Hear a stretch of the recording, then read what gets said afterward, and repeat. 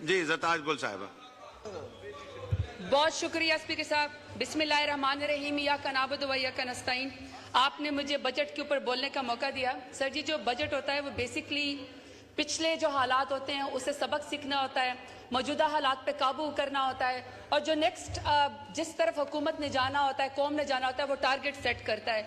तो बेसिकली जो इस दफ़ा अभी ये PMLN ने अपना बजट पेश किया, तो सर ये इसका टेन्योर का तो पहला बजट है, लेकिन ये पिछले 35 साल से हुकूमत करते रहे हैं, तो तजर्बा इनका बहुत ज़्यादा है। इसलिए फिर मैंने स्पीकर साहब इनका पूरा बजट पढ़ा। पूरे बजट में जो कि 19,000 खरब का एक इंतहाई खौफनाक बजट है, उसमें पता चला कि महंगाई, सूद, बेरोजगारी और सर इनके अपने इकोनॉमिक सर में लिखा हुआ सर मजमूई तौर पर गधों की तादाद में जो है वो इजाफा हुआ है।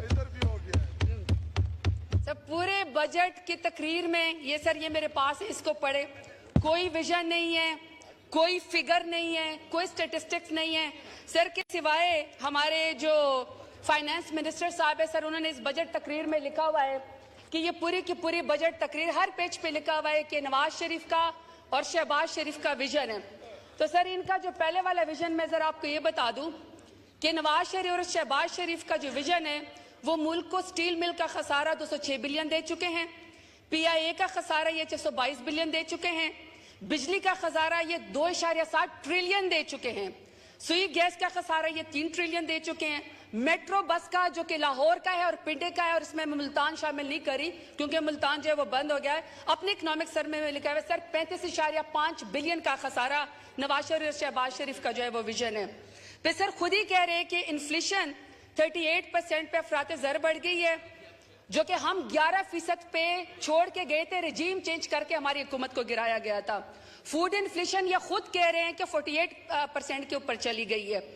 और सर इकोनॉमिक ग्रोथ अभी ये माइनस में है, ये कह रहे हैं कि हम 2.83% करने की कोशिश करेंगे, टारगेट है, और फिर उसके ऊपर ये मजमूई तौर पर मिठाई भी बांटेंगे, भंगड़े भी डालेंगे, जो कि हम जब रिजीम चेंज किया 2022 में सर ये 6.1% के ऊपर इमरान खान छोड़ के गए थे।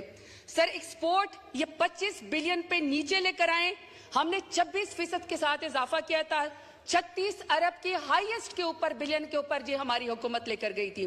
फिर सर रेमिटेंस पे ये 23 बिलियन के ऊपर ये लोग नीचे लेकर आए, हाईएस्ट जो हम लोग है सर इसको 26.1 बिलियन के ऊपर लेकर गए। सर जैसा कि आपको हमारे एक और MNA साहिबा ने आपको फरमाया सर 2,80,000 का मकरूज हर बच्चा, चाहे सर उसके तन पे कपड़े नहीं है, चाहे उसके मुंह में निवाला नहीं है, नवाज शरीफ और शहबाज शरीफ की विजन की वजह से यह मुल्क मकरूज है। सर फिर ये इन्होंने सोचा, हमारे फाइनेंस मिनिस्टर ने, सर ये बजट तकरीर का चैप्टर है जी पेज नंबर 10 पे सर ये कहते हैं कि मुल्क में सरमायाकारी लेकर आनी है नवाज शरीफ और शहबाज शरीफ के विजन के मुताबिक। सर जरा वो चैप्टर बढ़े। वो चैप्टर सरमायाकारी का कहता है कि तमाम असासे बेच दो कोड़ियों के भाव, घर का सामान बेच के नवाज शरीफ और शहबाज शरीफ के विजन के मुताबिक जो ये सामान लेकर आएंगे बेच के। उसमें सर इन्होंने टॉप प्रायोरिटी खुद लिखी है, ये कहते हैं हम PIA को बेच देंगे, हम रोजावेल्ट होटल को बेच देंगे, हम हाउस बिल्डिंग फाइनेंस कॉर्पोरेशन को बेच देंगे, ये फर्स्ट वुमेन बैंक को बेच देंगे, हवाई अड्डों में सर ये इस्लामाबाद इंटरनेशनल एयरपोर्ट को बेच देंगे, कराची एयरपोर्ट को बेच देंगे, तमाम बिजली के कारखाने बेच देंगे। सर जी सर सब कुछ बेचना ही है तो फिर इस ऐवान को भी बेच दें, इसको भी आउटसोर्स कर दें।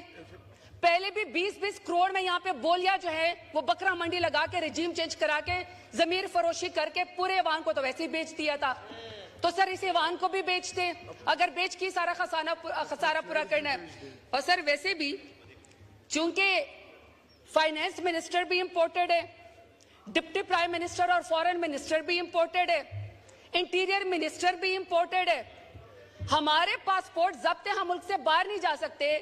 ये विजन कहता है कि हॉलैंड से आया हुआ बंदा जो कि हॉलैंड का शहरी था कुछ दिन पहले, वो बताएगा कि डेरा गाजी खान में पाकिस्तानी चौक के पर बैठा हुआ सराइकी या बलोच या मुहाजिर या पाकिस्तानी क्या सोचता है, उसकी क्या ख्वाहिशात है, सर ये हमें आके हॉलैंड का शहरी आके बताएगा। अगर इतना ही सर विजन है तो अपने साथ वाले बंदों से ये पूछ लेते कि अगर मुल्क में सरमायाकारी करनी है, सर इनका पिछला रिकॉर्ड है इन्होंने सर पाकिस्तान के टैक्स पेयर के पैसे से इनका स्टाफ मियां साहब को और मियां साहब खुद सर $4.5 लाख पर नाइट सर ये बाहर के मुल्कों में रहते थे। सर 165 रुपए का जो बिल अखबार का था वो भी कौमी खजाने से इन्होंने डाला है। और सर आने जाने के किराए में इन्होंने $28,000 जो है वो डाले हैं पाकिस्तान के खर्चे के लिए। और सर ऑडिटर जनरल की रिपोर्ट कहती है, और मैं सर मौजूदा ऑडिटर जनरल की रिपोर्ट का भी वेट कर रही हूं, कि 2017 में 18 में पीएमएलए ने 5.8 खरब खर्चियों में उड़ा दिए। सर मौजूदा भी हम करेंगे कि मौजूदा ऑडिटर जनरल क्या कहता है। सर ठीक है, ये कहते हैं विजन है, अगर ये सर ये समझते हैं कि ये सूटेड बूटेड होके जब कतरे चाइना जाएंगे, कैटवॉक करके किसी और मुल्क जाएंगे और ये कहेंगे कि हमारे मुल्क में सरमायाकारी है, तो सर मेरा इनसे सवाल है कि फिर आपकी सरमायाकारी बेल्जियम में, ऑस्ट्रेलिया में, लंदन में, अमेरिका में, दुबई में क्यों निकलती है? 33 खरब के इनके असासे जो हैं वो इस वक्त दुबई लीक्स के अंदर निकल आए, उसके ऊपर तो इनको सौंप सूख जाता है। 38% बजट के अंदर इन्होंने इजाफा किया है। कहते तनख्वाहदार की जेब से और निकालो, जो गरीब तबका है उसकी जेब से और निकालो। तो सर अगर हम इनको टैक्स दे दें और मजीद इंसाफी दे दें ताकि ये मजीद जो है वो दुबई के अंदर या किसी और मुल्क के अंदर जो है वो सरमायाकारी कर ले, किसी को भी सर सजा नहीं मिलती है, हर एक के ऊपर ये चुप कर जाते हैं। अभी सर इन्होंने बजट में 19 खरब का बजट है, 19 ट्रिलियन का। सर इनकी प्रायोरिटी चेक करें, इनके प्रायोरिटी में सर पेज 15 के ऊपर है फूड सिक्योरिटी, सस्ती बिजली, मौसमियाती तब्दीली, मोहम्मद डैम, दियामिर भाषा डैम, चश्मा राइट बैंक किलाट, पट फीडर किनाल बलोचिस्तान, किसान पैकेज और एजुकेशन जो है वो टॉप यूनिवर्सिटीज की हायर एजुकेशन। सर इन तमाम चैप्टर्स के लिए 19 खरब के बजट के अंदर सिर्फ और सिर्फ 238 बिलियन इन्होंने रखे, टोटल मिला के 238 बिलियन। अब सर दूसरी तरफ जो इनका पीएसडीपी है उसमें 101% इजाफा हुआ है, 14 बिलियन का इनका पीएसडीपी है, 100 बिलियन उन्होंने इजाफे दे दिए, 1500 हो गए। और सर जो बिस्फ का प्रोग्राम है वो है 593 बिलियन का। सर ये टोटल मिला के 19 खरब के बजट में बनते हैं 2093 बिलियन। ये ठीक है सर, बिस्फ के ऊपर हमें कोई इतराज नहीं, सिवाय इसके कि इसमें ट्रांसपेरेंसी होनी चाहिए। लेकिन सर ये बाकी जो पीएसडीपी से ज्यादा गलियां बनेंगी ना, सोलिंग बनेंगी, ज्यादा से ज्यादा सर वो आप अपनी नालियां ठीक करेंगे ना, एक्शन से लेकर एजर तक सारे के सारे इसमें अपना 10% लेंगे। लेकिन सर ये जो दूसरा चैप्टर है जिसमें पाकिस्तान को सबसे ज्यादा जरूरत है उसके ऊपर आपने तो टोटल मिला के 238 बिलियन दे दी है। ऐसी सर मौसमियाती तब्दीली का मैं चैप्टर बढ़ रही थी, क्लाइमेट चेंज का। सर सारी दुनिया को पता है कि क्लाइमेट चेंज से पाकिस्तान दुनिया के टॉप रिस्क इंडेक्स में 5th नंबर के ऊपर आता है। और सर 3.8 बिलियन का जीडीपी का पाकिस्तान का लॉस हुआ है 1999 से लेकर 2018 तक, और इंसानी जानें अलग से जो हैं वो जाया हो गई हैं। आपके सामने कि जब कराची के अंदर भी सैलाब आता है, अर्बन फ्लडिंग होती है, तो 37 लोग एक ही रात में शहीद हो जाते हैं, कड़ी फसलें हमारी तबाह हो जाती हैं, वाटर लेवल हमारा 600 मीटर से फुट से नीचे चला गया है। एक तरफ खुश साली है, दूसरी तरफ कहत साली है। सर आपको पता है कि उन्होंने इसमें टोटल मौसमियाती तब्दीली के लिए कितना बजट रखा है? सर 2024 का बजट उन्होंने रखा है 4 बिलियन। और सर हम 2022 में जब रिजीम चेंज किया गया था हम इसको 15 बिलियन के ऊपर ले गए थे। सर ठीक है कि आपको नहीं पसंद हमारी सियासत, लेकिन 10 बिलियन ट्री सुनामी बंद कर देने से, जो कि दुनिया में आपकी पजीराई हुई थी, आपका दुनिया का एक सॉफ्ट इमेज आपका चला गया था, इमरान खान साहब के खिलाफ है, लेकिन 10 बिलियन ट्री सुनामी को बंद करने से सर आप कौन सी पाकिस्तान के अंदर सरमायाकारी ले आएंगे? कौन आपके ऊपर ट्रस्ट करेगा? आपका एक सॉफ्ट इमेज गया था, क्लीन ग्रीन पाकिस्तान आपने वो जो है वो खत्म कर दिया, ई व्हीकल पॉलिसी आपने खत्म कर दी, बल्कि उसके ऊपर भी आपने कोई बजट लगाया। बल्कि सर मैं चाहूंगी कि मैं पॉलिसी बजट, इन्होंने तो क्लाइमेट चेंज को शामिल भी नहीं किया जिसके ऊपर हम कट मोशन दे सकते हैं। पॉलिसी के ऊपर कट के ऊपर सर मैं क्लाइमेट चेंज को चाहती हूँ कि आप इसके शामिल करें। सर दूसरा मेरा पॉइंट है पाकिस्तान के यूथ के बारे में। सर 70% से ज्यादा लोग जो हैं वो 35 से 40 साल की उम्र से कम है। पाकिस्तान दुनिया में सेकंड बड़ा मुल्क है जो सबसे ज्यादा जिसके अंदर नौजवान है।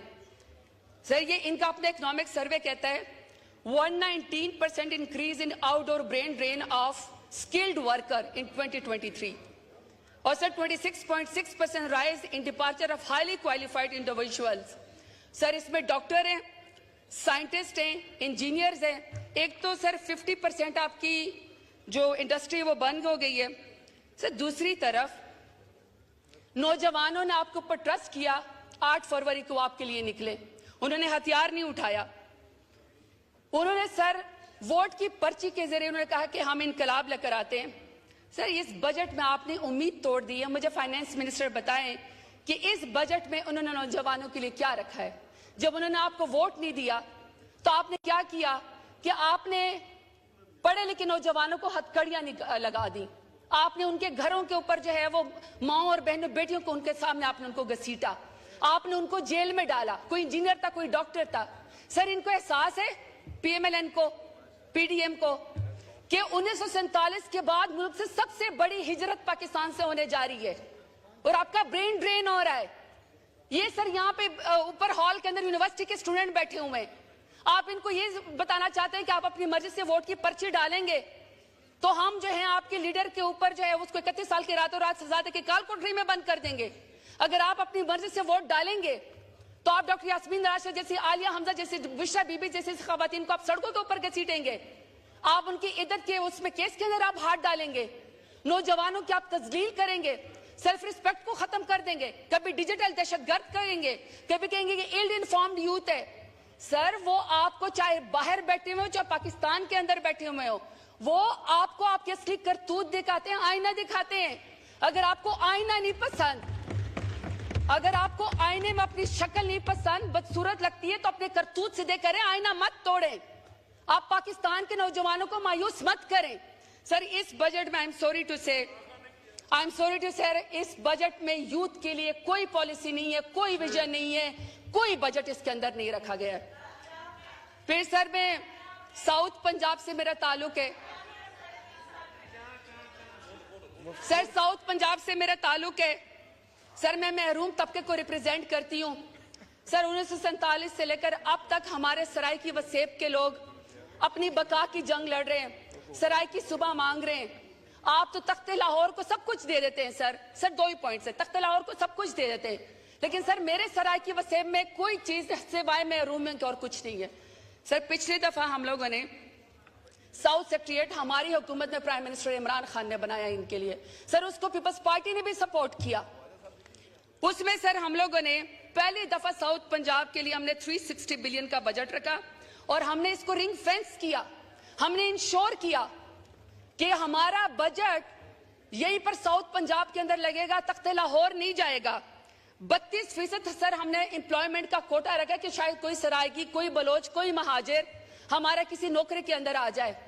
सर अफसोस की बात यह कि टिकटॉक वाली हुकूमत ने, टिकटॉक के चीफ मिनिस्टर ने आते ही सर सराइकों से पता नहीं क्या दुश्मनी है सर, पूरा का पूरा सेक्रेटरीट बंद कर डाला, सेक्रेटरीट ही बंद कर डाला, सारे सेक्रेटरीज ही वापस चले गए। और सर मौजूदा बजट मैंने कोशिश की लेकिन सर उसको बिल्कुल उन्होंने खत्म कर दिया।